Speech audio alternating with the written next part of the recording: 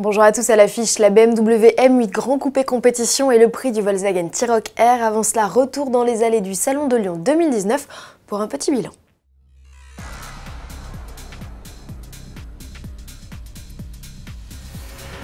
Qui a dit que les salons étaient en perte de vitesse? Certainement pas les organisateurs du Salon de l'Automobile de Lyon. L'événement, qui s'est tenu entre les 26 et 30 septembre dernier, a attiré plus de 62 000 visiteurs, un score sensiblement identique à 2017. Là où le rassemblement performe, c'est en concrétisant l'achat de plus de 1800 véhicules neufs, c'est 11% de plus que l'édition précédente. Un succès qui s'explique simplement pour Anne-Marie Besner, directrice du salon. Finalement, nous revenons à tout ce qui est proximité, à tout ce qui est plutôt de l'humain.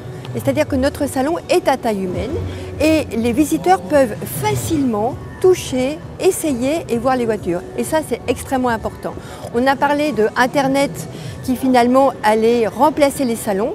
Eh bien non, Internet va être en complément du salon puisque le visiteur, quand il arrive sur le salon de l'automobile de Lyon, eh bien, il est très au courant et en fait tout de suite il va essayer la voiture et ça c'est aussi une force du salon de Lyon, c'est qu'on peut essayer très facilement. Ce sont plus de 3000 essais qui ont été réalisés lors des 5 jours d'exposition avec un parc de 400 véhicules en test. Au total, 45 constructeurs ont fait le déplacement sur ce salon, certains avec des nouveautés en avant-première. C'est le cas de Nissan et du Juke. Honda était également de la partie avec sa citadine 100% électrique i. Les constructeurs français n'étaient pas en reste, Peugeot était accompagné de sa nouvelle 208 et Renault avait fait le déplacement avec sa Zoé. Le salon de Lyon, c'était aussi des expositions et des animations pour petits et grands. Les organisateurs donnent déjà rendez-vous aux visiteurs en 2020, année où Paris organisera à son tour un mondial de l'auto 100% revisité. La famille des M8 s'agrandit autour du grand coupé de s'offrir une cure de vitamines.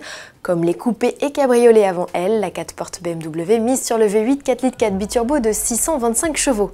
Cette version dite compétition ne réclame que 3 secondes 2 pour atteindre les 100 km/h. De série, elle reçoit une boîte de vitesse M Steptronic à 8 rapports, un échappement sport et des amortisseurs à pilotage électronique. La transmission intégrale est aussi de la partie avec cette nouvelle fonctionnalité permettant de transformer la M8 Grand Coupé en stricte propulsion. Il est également possible pour le conducteur de paramétrer le réglage de sa pédale de frein et de profiter des modes de conduite road, sport ou track. Esthétiquement, la M8 joue les gros bras avec un kit aéro spécifique comprenant entrée d'air élargie, des ouïes latérales sur les ailes ou encore un spoiler arrière. La Grand Coupé Compétition sera dévoilée au Salon de Los Angeles en novembre 2019. Son arrivée en concession est programmée au mois d'avril. Côté tarif, comptez au bas mot 170 000 €. En bref, si Volkswagen mise à fond sur l'électrique, le constructeur confirme qu'il n'abandonne pas ses modèles vitaminés pour autant. Pour preuve, après son logo, c'est son badge R qui vient de bénéficier d'une petite cure de jouvence.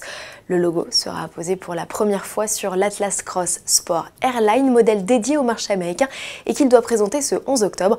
La Golf 8, qui sera présentée officiellement le 24 octobre prochain, pourrait être la prochaine sur la liste. Pour finir, un prix, celui du T-Roc R, le SUV au 2 litres turbo-essence de 300 chevaux, révélé en mars dernier au Salon de Genève, s'affiche à 45 500 € sur le marché français. C'est le moins cher des SUV urbains sportifs actuellement proposés en France. Soulignons qu'il écope d'un malus de 3 290 € qui sera multiplié par 2 au 1er janvier 2020. De série, le SUV reçoit une boîte DSG à 7 rapports, une transmission intégrale, une suspension améliorée et un freinage renforcé. Les amateurs apprécieront de savoir qu'il reçoit un launch control et que son ESP est désactivable. À demain.